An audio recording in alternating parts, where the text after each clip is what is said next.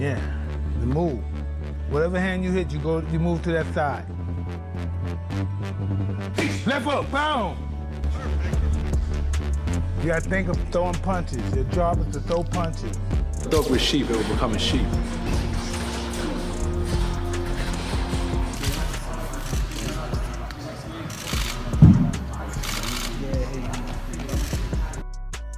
Anthony Joshua is reportedly training with Mike Tyson as he prepares for his upcoming fight against Jake Paul.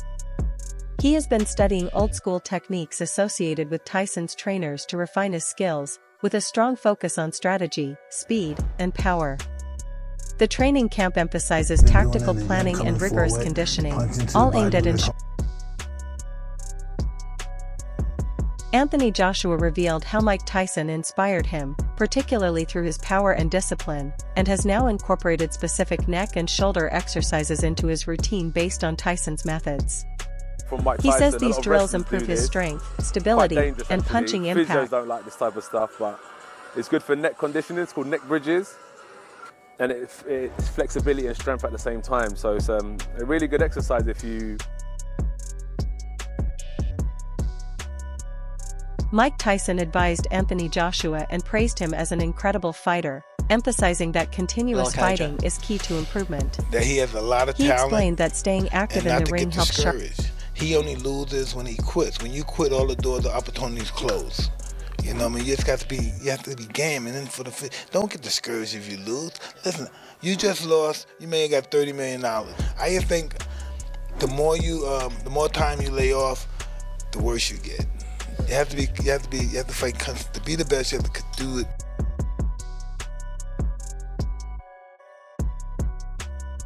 Anthony Joshua is training intensively in camp, adopting elements of Mike Tyson's style. He includes specialized neck rolls and strength exercises to build resilience and power, while focusing on overall conditioning, speed, and technique.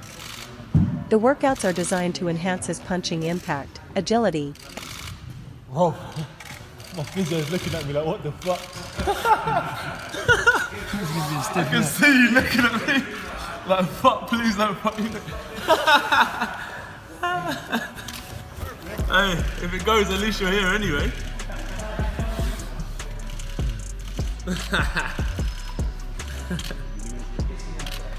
You know, 43,000 tuned in. Oh, man. I started this shit. Just trying to set up the physio table to the flat tonight. Anything. Get back up there. Amazing. Eat.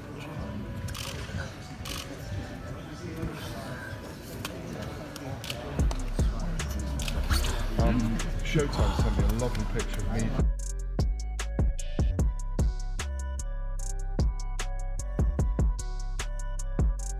Eddie Hearn has made it clear that he believes Anthony Joshua would defeat Jake Paul if the fight were to happen. He stresses that although Jake Paul is not considered a top-level boxer or a major name in traditional boxing circles, people should not assume Joshua's victory would be effortless. Hearn points out that Joshua has a history of defeating formidable opponents, including Francis Ngannou, an elite fighter in his own right. This comparison highlights that Joshua's success comes from his skill, preparation, and discipline rather than facing weak or untrained opponents. Said in another interview, great if it Hearn is. emphasizes that Joshua trains rigorously and possesses a combination of power, technique. I mean, decapitate's a strong word, but you know, when he renders Jake Paul unconscious like he did to Francis Ngannou, don't then say, oh well, it was Jake Paul. Do you know what I mean? I mean, when AJ beat Francis Ngannou, Ngannou just had a fight that could have gone either way with Tyson Fury. Then AJ poleaxed him and everyone just said he's just an MMA fighter. Do you know what I mean? Jake Paul's not Francis Ngannou. But, as I said before, if you want to see Jake Paul exit the boxing world,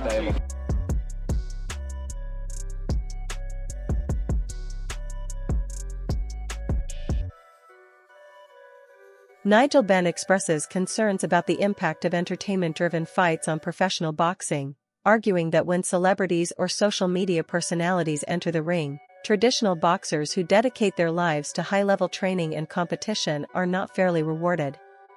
He notes that real competitive fighters often receive modest pay compared to the massive sums generated by crossover events that attract public interest and viral attention.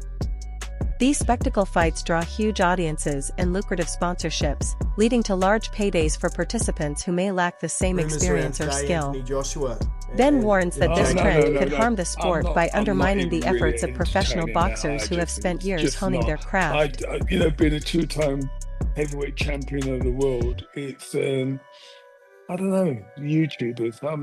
I'm not really into all them influencers coming in there, and there's like some boxers that really work off, don't get paid like what these guys are getting.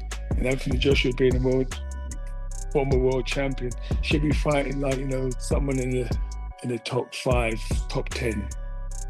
So I ain't really got much time to talk about that. Not interested really.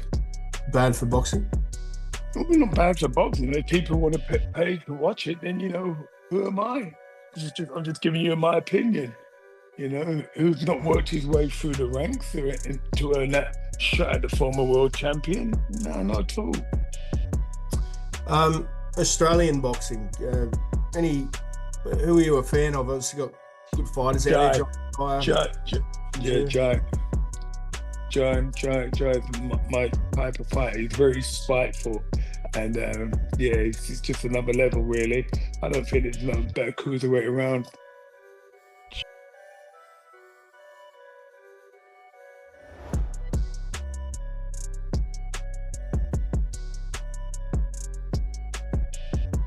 Adola highlights the financial perspective of the potential Anthony Joshua versus Jake Paul fight, noting that from Oladipo's point of view, it would be unwise for Joshua to turn down such a lucrative opportunity, as the earnings could approach $100 million.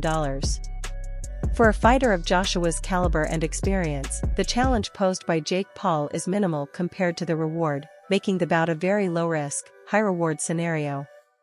Oladipo emphasizes that such a financial windfall is rare in boxing, even for top-level champions, and seizing it would be a smart career move. No, I don't. He argues that Joshua is in a position to combine what would be and will be and should be easy work for AJ. Well, why are you going to turn down $100 million? AJ should and could, should knock out Jake Paul in a round. Like if Jake Paul was over here fighting under our British Boxing Board of Control, I don't think it would be a Southern Area cruiserweight champion. AJ is a former unified heavyweight champion of the world that is a top 10 heavyweight in the world. AJ should be able to destroy him. AJ is going to be 60 pounds or so bigger than him. AJ hits like a truck. AJ is a better boxer. Like this is...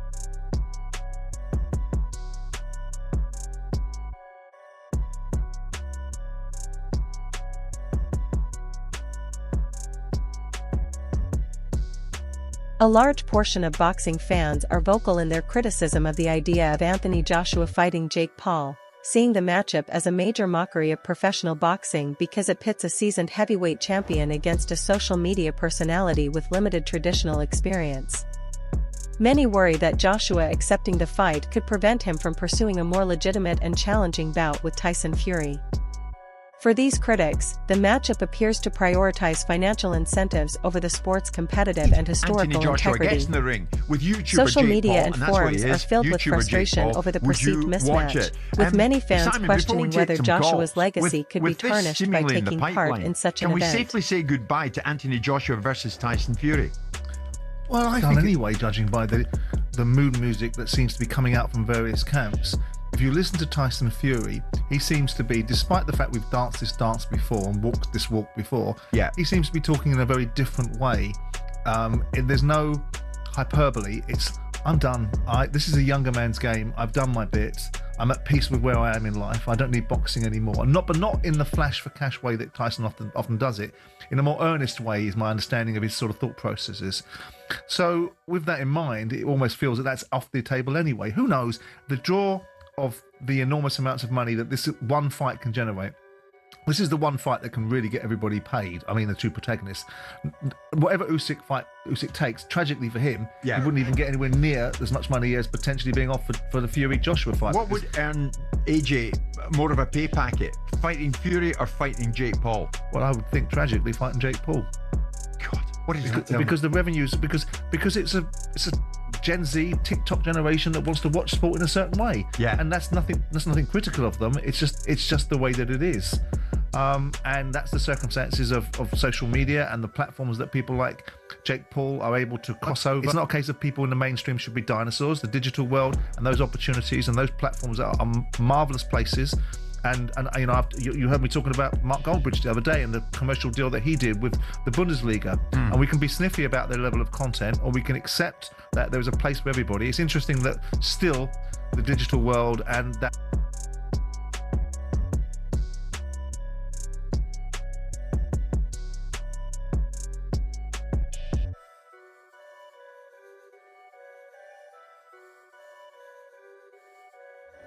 Analysts have noted that Jake Paul's decision to fight Anthony Joshua marks a significant escalation in competition compared to his previous opponents.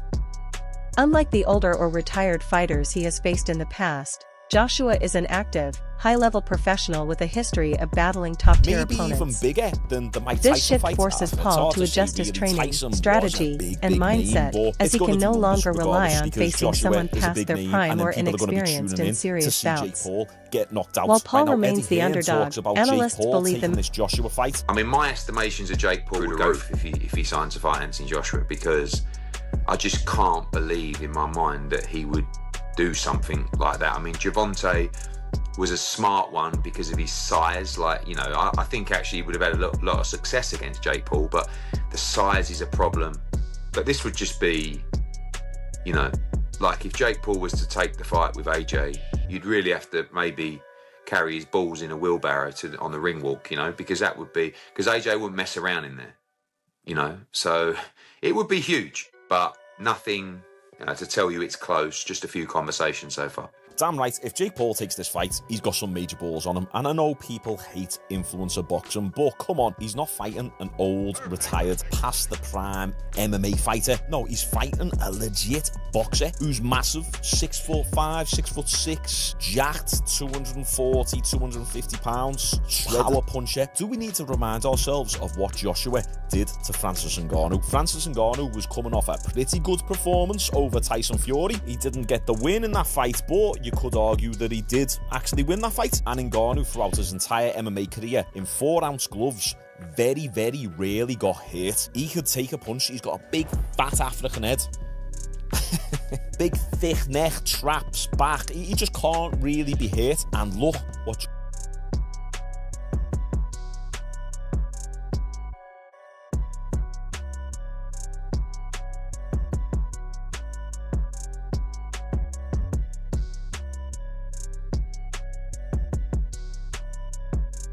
Shane McGuigan has expressed skepticism about whether the Anthony Joshua vs. Jake Paul fight will actually take place, calling the idea farcical and questioning the practical and logistical factors required to make it happen.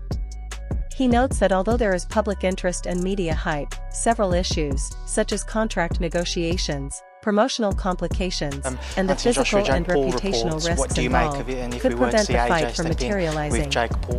McGuigan also argues that from a sporting standpoint, the matchup may not make sense for Joshua if his priority is maintaining competitive credibility.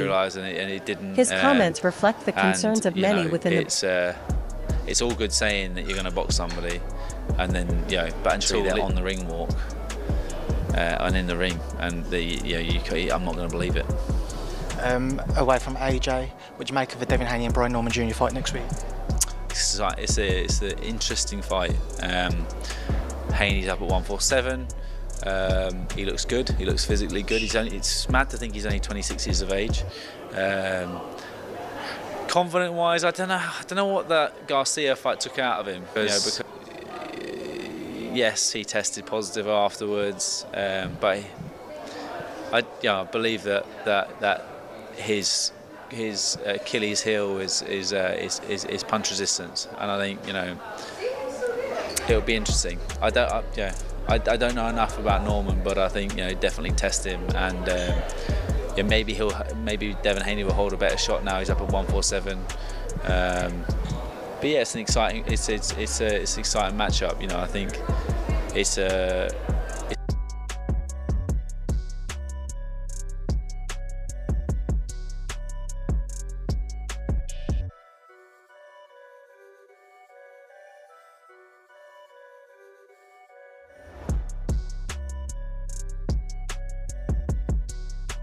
Analysts have observed a shift in how Jake Paul is perceived within the boxing world. Once seen primarily as a celebrity or social media personality, he is beginning to gain recognition as a legitimate boxer, partly due to the higher level of competition he is now facing. This growing perception has influenced fans, trainers, and commentators, leading to a new respect for his efforts and accomplishments. While analysts emphasize that Paul is not yet on the same level as elite fighters like Anthony Joshua. I don't think these guys are actually getting dropped to like faking. I think Jake Paul actually has that kind of power. I just feel like they kind of know the deal. Okay. Yeah, we're gonna fight. We're gonna fight. I make a lot of money. You make a lot of money, not as much money as me, but you make more money than you ever would. So you take it. It is what it is. But I don't know. Kind of sucks to see all these legends, right? Like of the sport. Like you don't want to see that. You don't want to see this guy is losing to freaking Jake Paul. I will say I loved everything about the Tyson fight in the lead up, and then as I'm actually watching it, I'm like, all right, this is actually fucked up. My bad. Yeah, it's like senior. Even when he turns around.